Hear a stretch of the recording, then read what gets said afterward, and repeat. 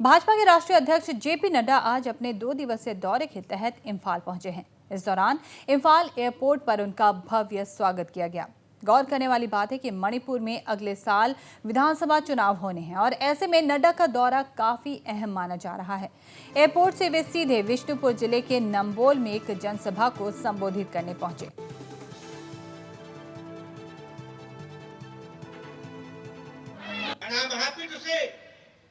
That now under the dynamic leadership of Narendra Modi ji, Manipur has become the land of Atmanirbhar Bharat and the gateway for Atmanirbhar Bharat. This we have to understand. अब भारत जब आत्मनिर्भर की ओर जा रहा है, तो north east में भी मणिपुर लीड लेता हुआ इस नारे को बुलंद करता हुआ आगे बढ़ता चला जा रहा है। जब एन बीरेन सिंह जी बोल रहे थे तो कुछ तो मुझे समझ में आ रहा था, लेकिन उससे ज्यादा मुझे आपकी तालियां बता रही थी कि क्या बीरेन सिंह जी बोल रहे हैं, इस बात को समझ में आया। द रिस्पॉन्स जो आपके तरफ से आ रहा था वो इस बात को बता रहा था कि मणिपुर भारतीय जनता पार्टी के नेतृत्व में, एन बीरेन सिंह जी के नेतृत्व में मुख्य धारा की ओर चल पड़ा है, विकास की धारा की ओर चल पड़ा। मैं जब एयरपोर्ट से चला तो मैंने सोचा मेरा स्वागत एयरपोर्ट पर होगा, फिर उसके बाद हम चल पड़ेंगे, लेकिन सारे रास्ते एक के बाद एक का स्वागत का कार्यक्रम देखा। ये भव्य स्वागत आपने जो किया, यह चुनाव के नतीजों का आगाज है, ये शुरुआत है। इसको मैं समझ सकता हूं, इसको मैं जान सकता हूं, इसको मैं पहचान सकता हूं। और मैं बाहर से जब आ रहा था तो मुझे मणिपुर की जनता वैसे शांत प्रिय है, लेकिन इसके साथ साथ अपना निर्णय अपना विवेक से लेने की सक्षम है। तो मुझे बाहर से अंदाजा नहीं हो रहा था कि इतनी बड़ी संख्या में आप सब लोग आज इस जनसभा में शामिल हो रहे हैं।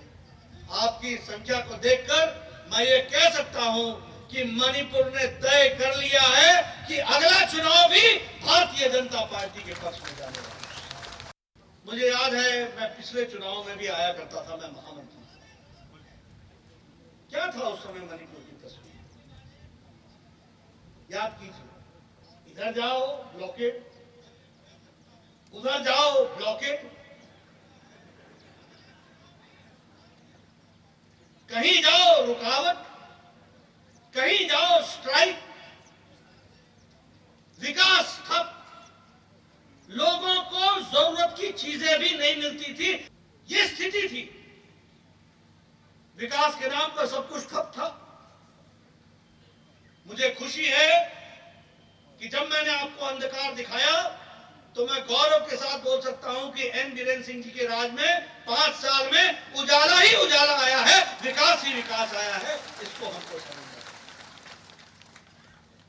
उस समय की राजनीति इंस्टेबिलिटी की, कुछ मालूम नहीं। मैंने कहा ना, इधर ब्लॉकेट उधर ब्लॉकेट, किसका क्या हो जाए, कौन उठा लिया जाए, किसके साथ समझौता हो जाए, किसको रात को छोड़ दिया जाए, फिर सुबह पकड़ लिया जाए।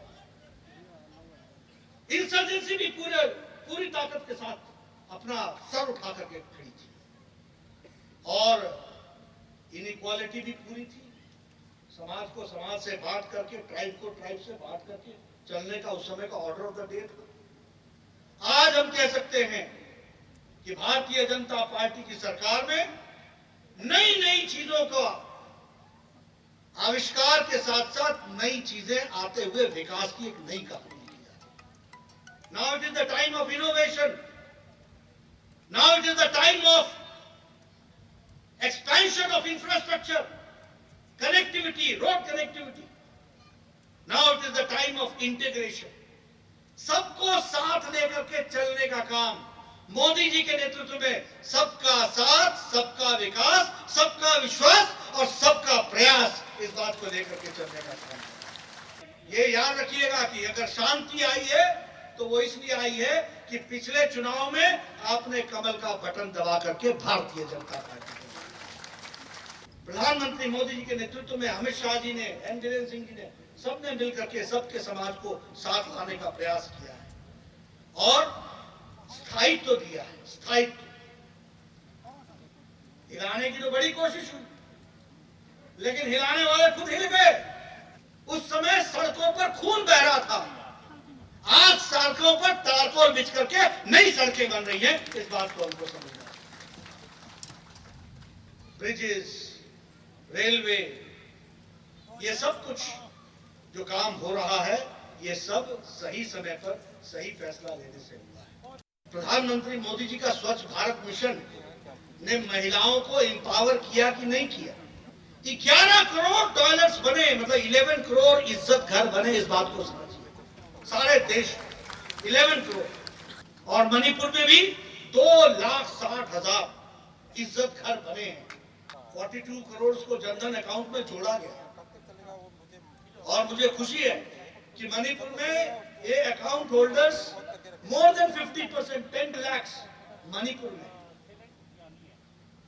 जब ये लॉकडाउन लगा, प्रधानमंत्री जी ने 10 लाख अकाउंट पर बहनों को सीधे सीधे 500-500 रुपए मणिपुर में भी बहनों को पहुंचाया। ये बात हमको समझ। एलपीजी गैस की अगर हम बात करें, 8 करोड़ अगर एलपीजी गैस का कनेक्शन दिया गया तो मणिपुर में ही 1,56,000 गैस का कनेक्शन पहुंचाया गया है। एलईडी बल्ब डिस्ट्रीब्यूट हुए, आपके यहाँ 3 लाख एलईडी बल्ब डिस्ट्रीब्यूट हुए। 16 करोड़ के आसपास का आप लोगों ने बिजली का बिल कम किया। सौभाग्य योजना में अगर हमने 2.8 करोड़ लोगों को खंबा दे करके उनके घर में, हाउस होल्ड में बिजली लाई है, तो आपके यहाँ भी 1 लाख परिवारों को एक्स्ट्रा बिजली दी गई, उनके घरों में बिजली का कनेक्शन दिया गया। यह भी हमको समझना चाहिए। आयुष्मान भारत की बात करें तो लगभग 50 करोड़ लोगों को जो बेनिफिशियरीज हैं उनको, जिसमें से 2 करोड़ 11 लाख लोगों ने इसका लाभ उठा लिया। 5 लाख रुपए का सालाना हेल्थ कवर एक परिवार को मिलता है, 5 लाख का हेल्थ कवर। और मणिपुर में 11,000 से ज्यादा लोगों ने इसका बेनिफिट उठाया है और 18 करोड़ से ज्यादा भी इसका बिल रीइंबर्स हुआ है, यहाँ के लोगों को मिला है आयुष्मान भारत के तहत। और अपने 2 दिवसीय दौरे के दौरान वे भाजपा के नए कार्यालय का भी उद्घाटन करेंगे। इसके अलावा नड्डा पार्टी के नेताओं और प्रदेश कमेटी के सहित मुख्यमंत्री के साथ भी बैठक करेंगे। यहाँ बता दें कि भाजपा इस बार 60 सीटों वाली विधानसभा में से 40 से अधिक सीटों पर जीत का लक्ष्य लेकर आगे बढ़ रही है। भाजपा इस बार चुनाव में 40 पार के नारे के साथ मैदान में उतरेगी। पार्टी के राष्ट्रीय कार्यकारी सदस्य और मंत्री टी विश्वजीत ने जानकारी देते हुए अगले साल विधानसभा चुनाव में 40 से अधिक सीटों पर जीत का दावा किया है।